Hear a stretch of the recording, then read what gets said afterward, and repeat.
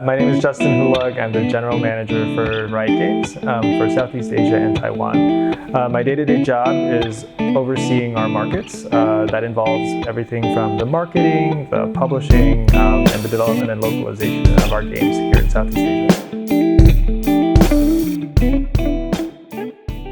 In terms of things that we're doing to promote Wild Rift, especially given the number of established titles in the region, one of the things that I think is important to state is that we're really in it for the long term, right? And I think that that's been proven by sort of the way that we think about League of Legends and how we grew from, a small indie game 10 years ago into the global phenomenon and esport that you see now.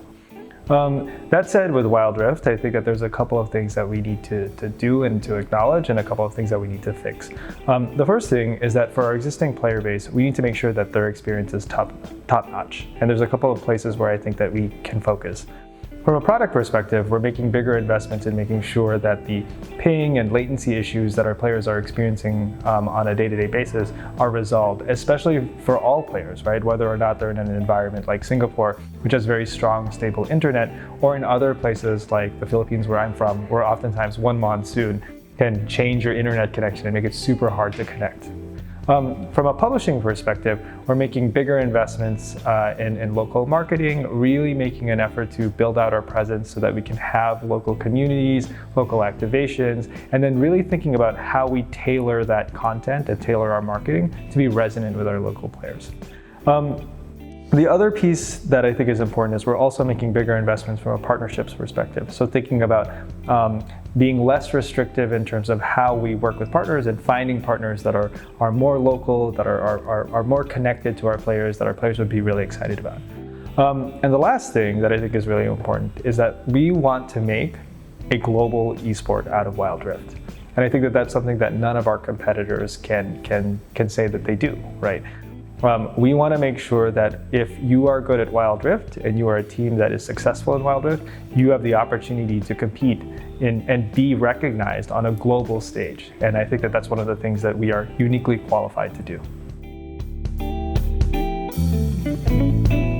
I think one of the things that we've realized over launch is that we need to really kind of focus on the localization of the game for our audiences.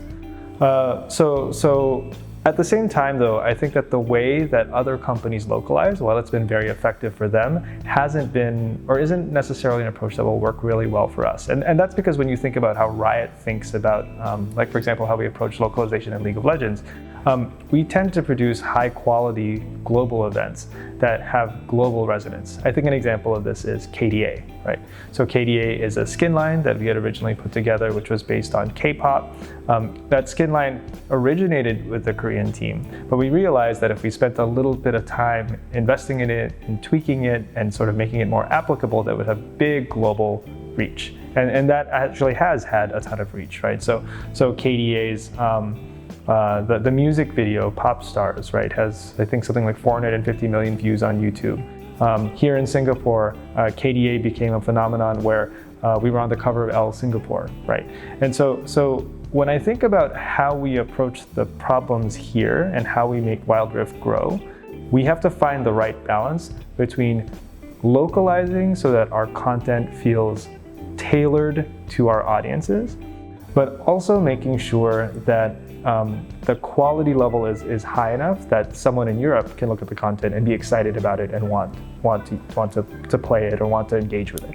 And frankly, like when I think about how we're going to do that, I think we have to develop on the ground connections with our players in the many countries that we operate in. My ambition is to have offices all over Southeast Asia so that we can actually have people who are thinking about community, thinking about marketing, or following trends, and able to kind of give those insights back to us. In terms of thinking about creating a franchise league, I think that one of the things that I want to sort of highlight is that we are very, very interested in creating a sustainable ecosystem. And so when I think about why franchises exist, it's because it's one of the paths to creating that sustainable ecosystem. And there's three components to it. The first is really thinking about the player experience and interest in engagement with the product. If a player or if a viewer or a fan doesn't have a compelling product to engage with, like doesn't have great matches, doesn't have great tournaments to watch, doesn't have world-class shows, then you don't have a whole lot to kind of go on beyond that. And frankly, that's where our first focus is creating a quality product.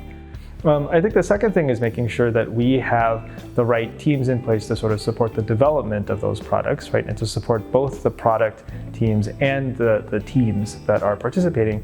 And then the third thing is for teams, the teams that bring in the talent and that engage in the ecosystem. And one of the things that we find is that for them, the key point for them is financial stability. And that's sponsorships, that's winning tournaments, that's all of the different sort of ways that they can sort of create revenue to create a sustainable ecosystem.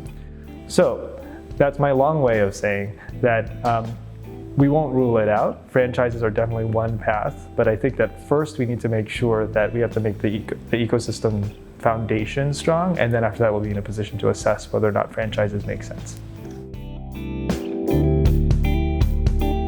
Actually, it's probably more interesting to understand how our treatment of Southeast Asia is the same compared to other regions, right? And I think that oftentimes when you see how multinational companies think about making investments in this region, there's often a tendency to do what I call a peanut butter approach, which is you take a team of say 20 or 30 people, you put them in Singapore or Bangkok or Taipei, and you put them in charge of APAC or SEA, and those 30, 40, 20 people, whatever, right, have to then tailor approaches and do the localization across all of our different markets. And what we're realizing is that because of the number of players that we serve, because of the major differences that happen between each of the regions, it's very hard to adequately serve Thailand and the Philippines and Singapore and Indonesia to the level of tailoring that's required.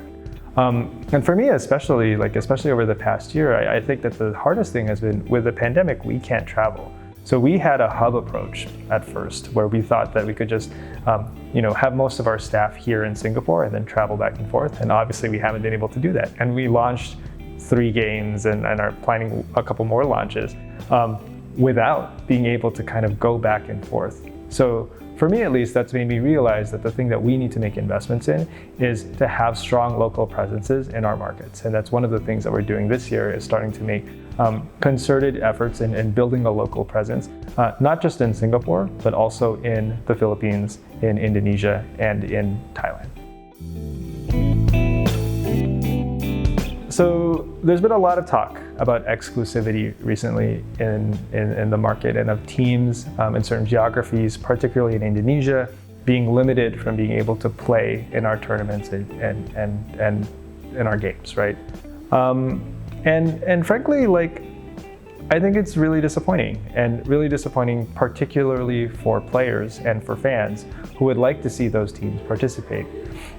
At the end of the day, I think that we have a very healthy ecosystem of talent that's coming in and wanting to play. And we personally don't ever put any restrictions on those players from being able to participate in or play in multiple games. And we frankly would hope for a more open organization that would allow many people to participate. However, I think that the tactics to kind of create exclusivity causes are things that are incredibly disappointing and the only people who get hurt are players. In terms of thinking about underrepresented groups generally in esports, but especially thinking about women, my ideal end state is that you create teams and you create talent bases which don't look at the differences, right? Which are diverse, and that a woman who would like to become an esports player feels that it's all based on sort of the meritocratic assessment of ability, and that the impediments that block aren't there. That said, I don't think that's the world we live in right now. I think frankly right now there are lots of things that make it more difficult to participate in esports, and that in order to kind of nurture that talent, you have to think about what are the special sort of incubators to allow that to grow. And if you kind of think about the way that, say, a country like Singapore thinks about nurturing a new industry, to a certain extent, that's what I'm thinking about when we think about how we support female pro players. Do I think that we have all of the right answers? No. Do I think that we are engaging with the community to figure out whether or not, what are some of those initiatives? Yes. And do I think that some of the things that we're doing are working? So some of the female-only leagues that you're seeing in events is one example of how we're trying to think about that incubation. That said, I am super open to getting ideas about how to do this from anyone who is willing to talk to me about it, because it is something that is very dear to my heart and something that I really want to help fix.